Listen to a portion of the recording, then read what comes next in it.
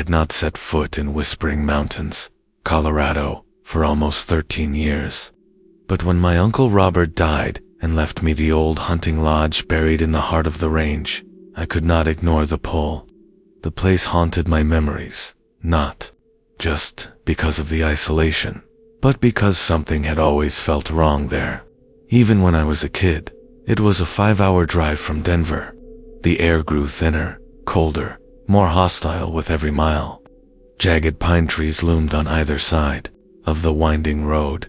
The sun was beginning to set behind the peaks by the time I reached the turnoff. From there, the last mile had to be taken on foot. The trail was steep and half-eaten by roots and snow. With each step I took, the air seemed to close in. The lodge came into view like a forgotten wound. The wood was dark and cracked, the windows blackened with time and frost. My uncle had lived here alone for over 20 years. The sheriff said he was found sitting in his armchair, staring at the fireplace, eyes wide open, lips curled back as if he had frozen in the middle of a scream. I stepped inside. The air was stale and sharp, like something had died weeks ago. Everything was coated in dust and the scent of old tobacco. On the mantel above the fireplace sat an envelope with my name on it, in my uncle's jagged handwriting. I opened it with shaking hands. The letter was brief. It told me not to stay here past nightfall. It said the forest watches.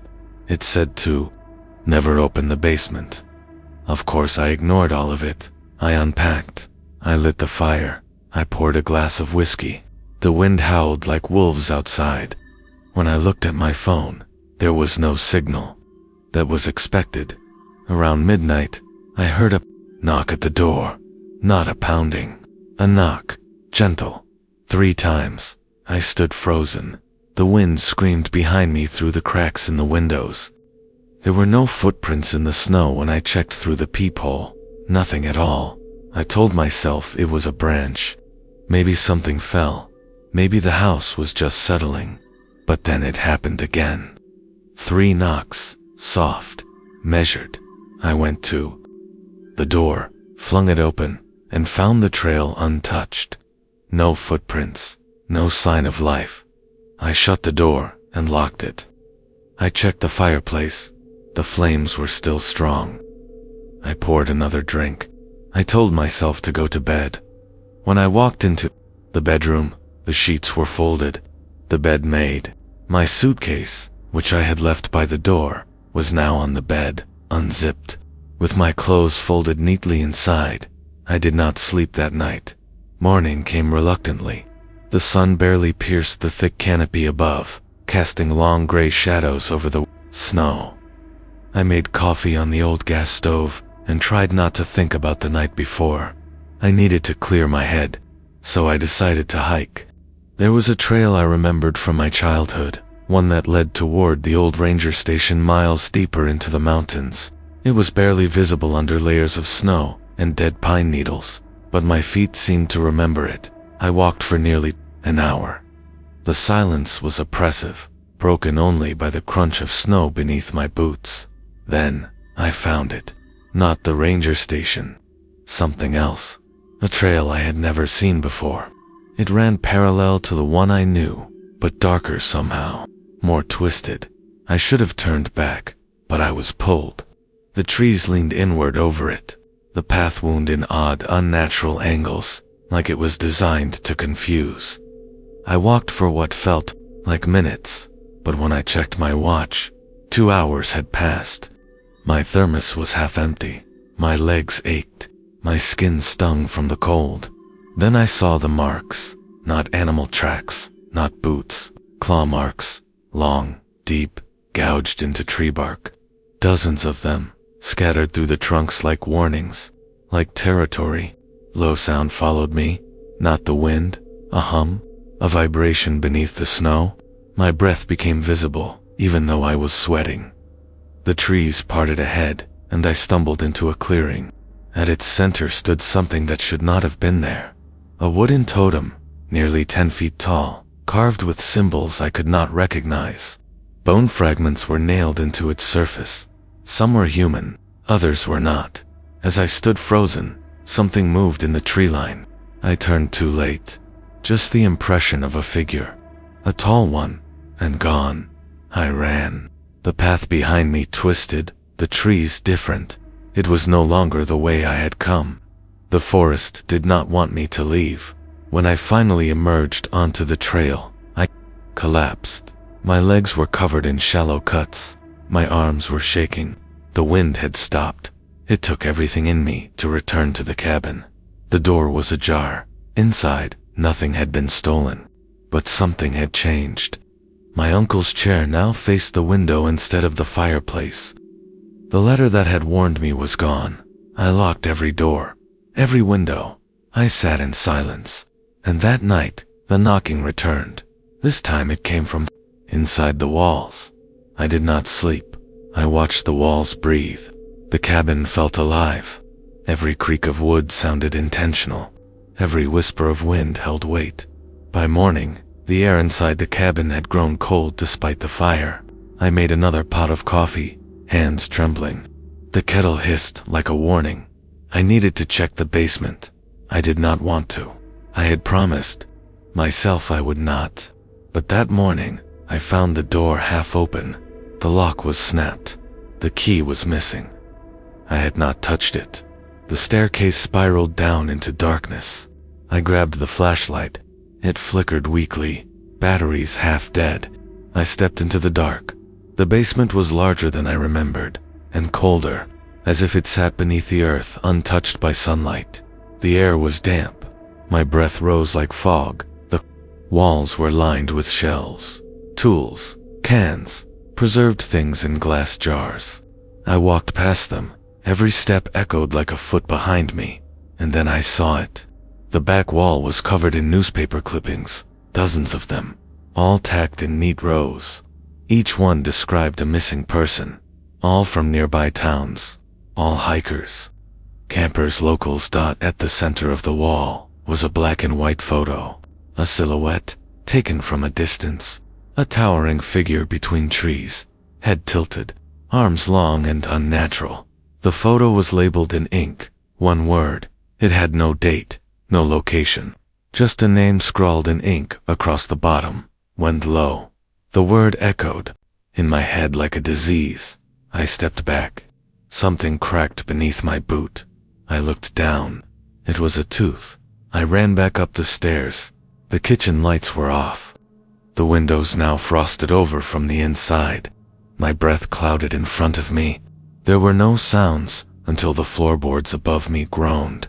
I was not alone in the house. I moved to the stairwell, looked up. The hallway was empty. Then something leaned slowly into view. A face, too long, skin pale and stretched. The eyes were holes, not sockets. Holes, no bottom, no soul. I backed away slowly. It vanished behind the doorway. I heard no footsteps. Only silence, then scratching, slow and rhythmic, as if it wanted me to know where it was. I locked myself in the bathroom for the next 5 hours.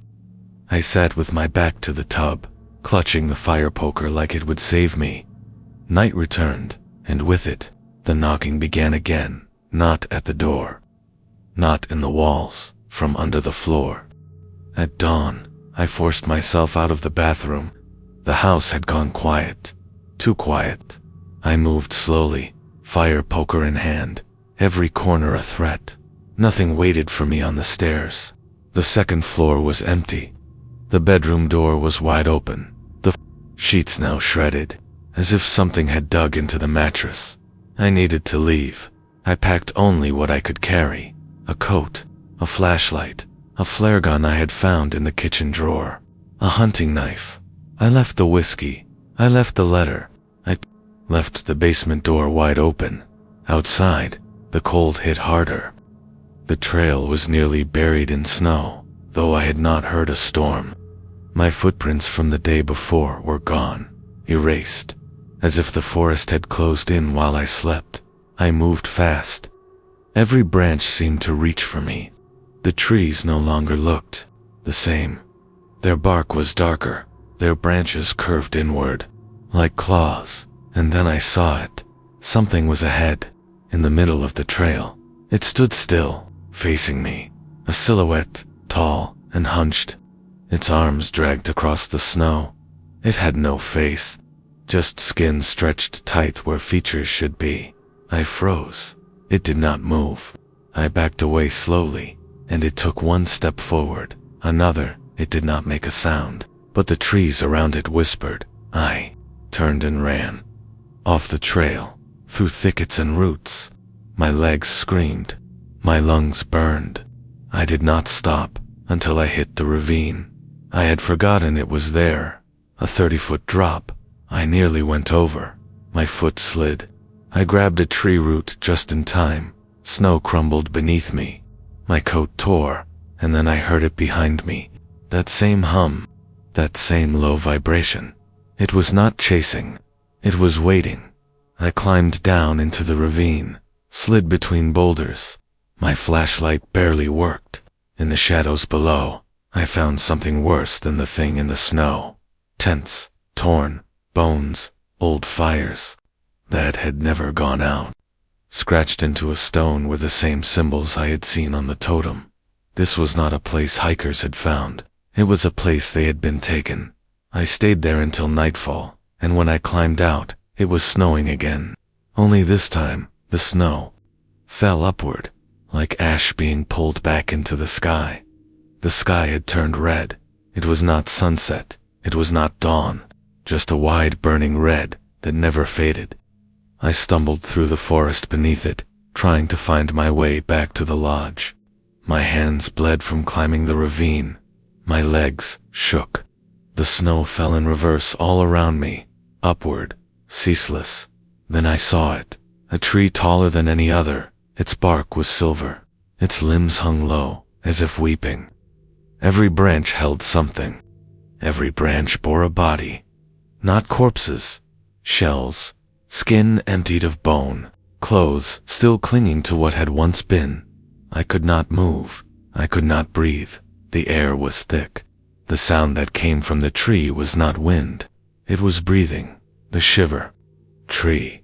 That name came to me unbidden, as if the forest had whispered it directly into my mind.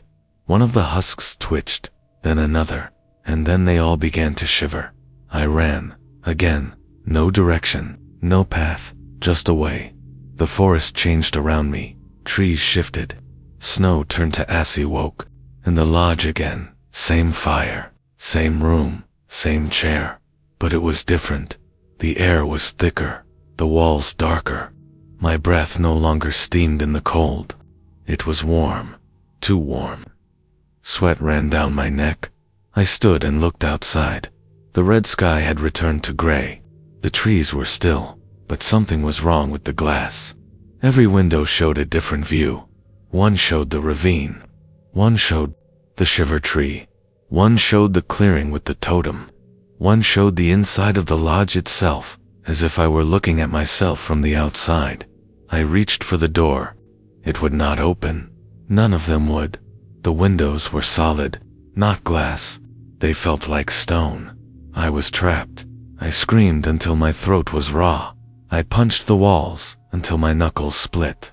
I threw chairs, tore through the kitchen. Every drawer, empty. Every cabinet bare. No food, no water. Only the photo remained. The one from the basement. The silhouette labeled "Wend Low." It had changed. Now, it was closer. I stared at it for hours, waiting for it to shift again, and when I blinked, it did. Now it was inside the tree line. Now it was on the porch. Now it was behind me. I turned and saw only the empty room, but the air behind me grew colder. I climbed to the second floor. I tore open the bedroom closet.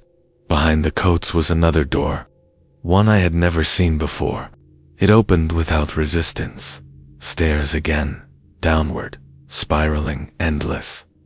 I walked for what felt like hours. The air grew thinner. My lungs struggled.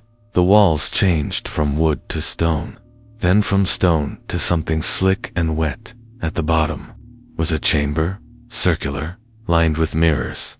Each mirror showed me, but in different ways, One showed me with black eyes, one with no skin, one screaming silently, one on fire, and one showed nothing at all. I stepped toward that one. My reflection never appeared, only the room behind me, and then a hand reached out. From it, not mine, long, pale, fingers tipped with points. It touched the mirror. The glass did not shatter. It rippled. I ran. Up the stairs, through the closet, down the hall. But the hallway stretched, longer than before. The doors kept multiplying. Behind, each one I opened was another version of the lodge.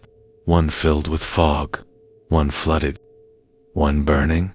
I slammed the last door shut and found myself back in the main room. The photo was gone. The fireplace was lit, and sitting in my uncle's chair was me, smiling, but my mouth did not move, and neither did his. I did not sleep.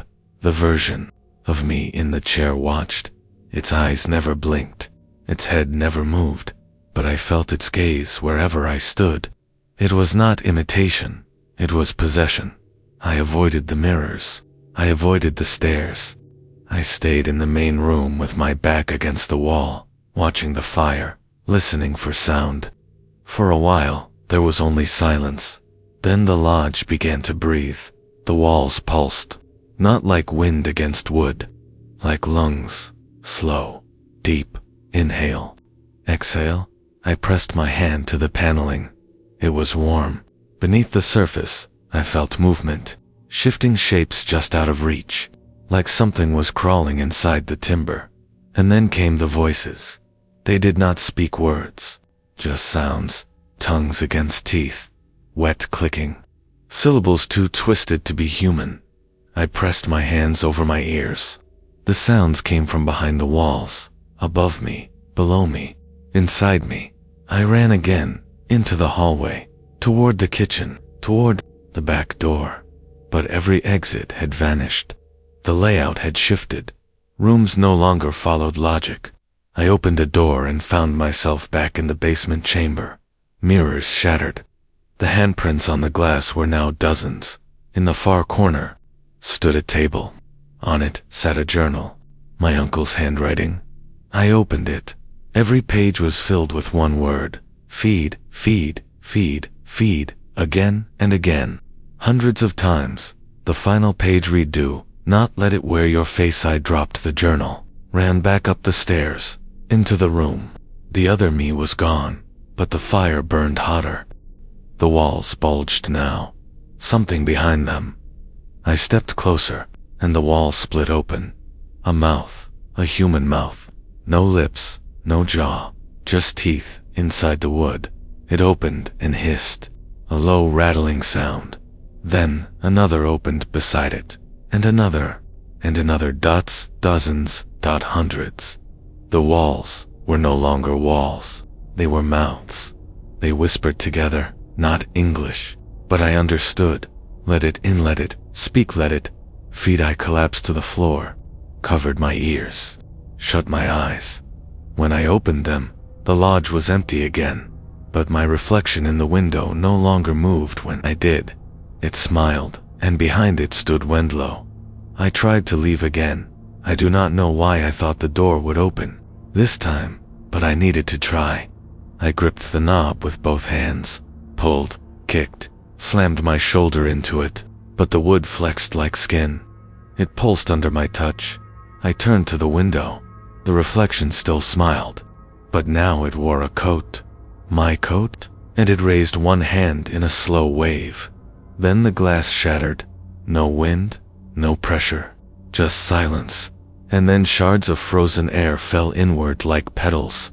I stepped back as cold rushed through the lodge. Every candle went dark. The fire went out. The mouths vanished. I walked to the window and looked through the broken frame. Snow no longer fell. Instead, the sky seemed to drip, like the clouds were melting.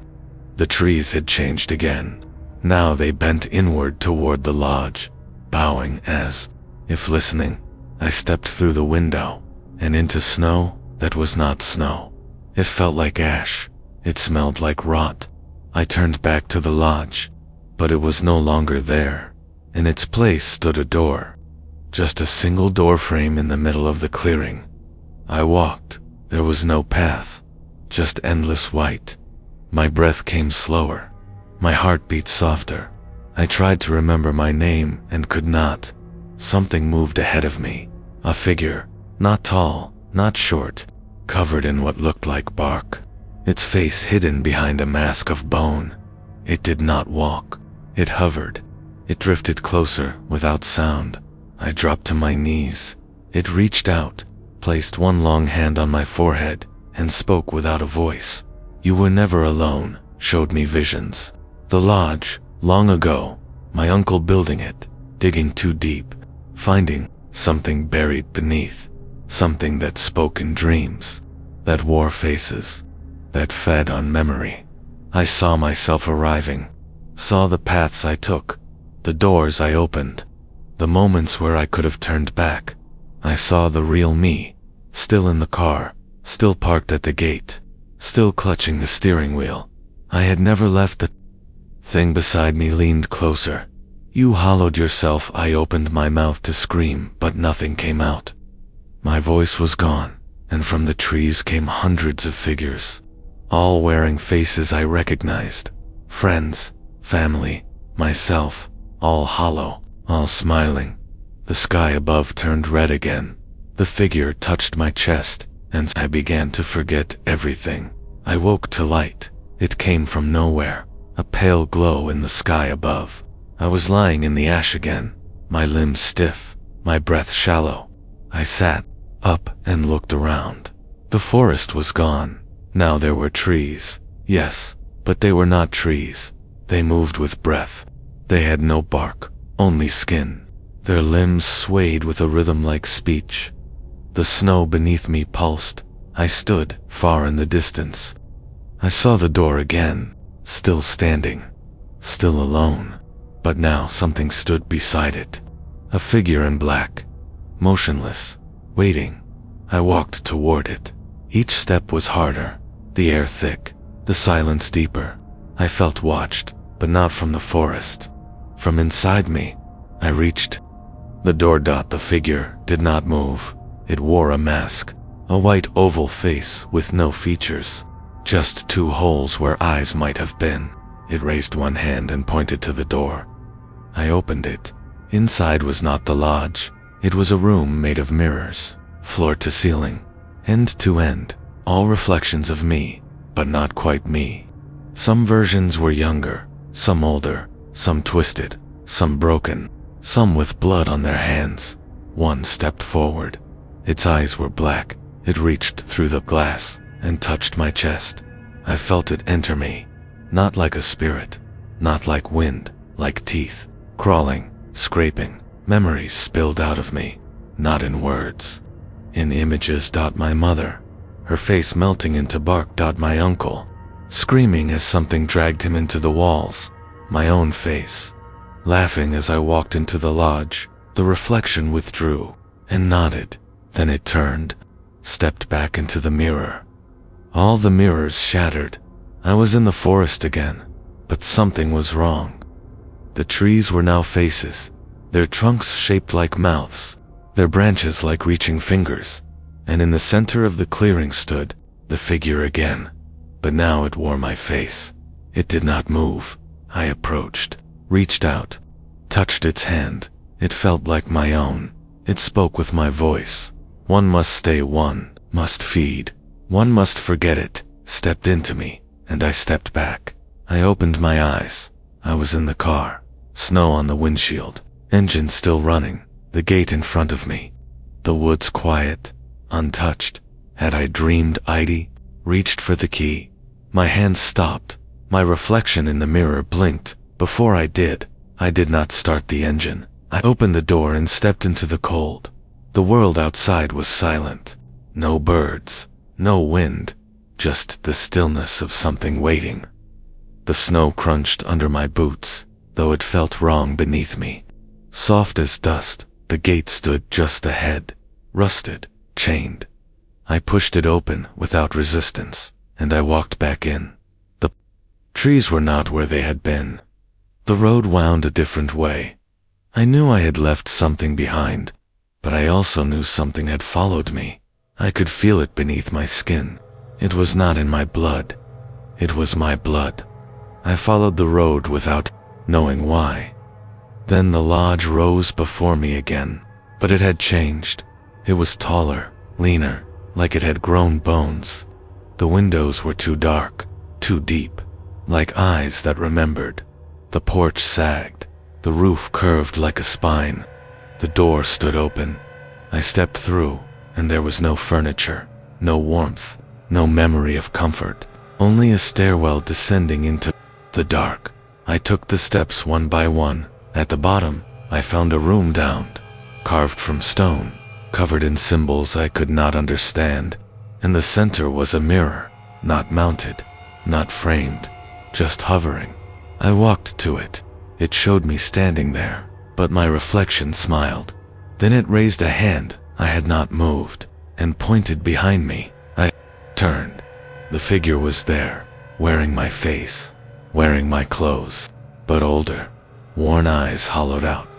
It opened its mouth and spoke a sound I cannot write, and then it fell to its knees and began to rot. Its skin peeled back, its bones cracked, smoke poured from its mouth, and then it was gone. The mirror shimmered. I stepped forward, and I stepped through. The cold was immediate, the air thicker. My lungs burned. I looked up. I stood at the edge of the forest, but it was not the same forest. The trees here breathed slower, tighter and blacker, and before me stood others. Dozens, maybe more. All wearing faces like mine, all watching, all silent. Then one stepped forward. You chose to remember another. Stepped beside it. You chose to return. A third emerged. Now you must become. I felt my skin shift, my thoughts unraveled. But I did not resist.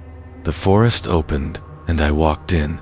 The door behind me closed without sound, and somewhere, far away, a man sat in a car outside an old rusted gate, staring at his reflection in the mirror, wondering if he had the strength to go in. I watched him, and I waited, because the lodge must feed.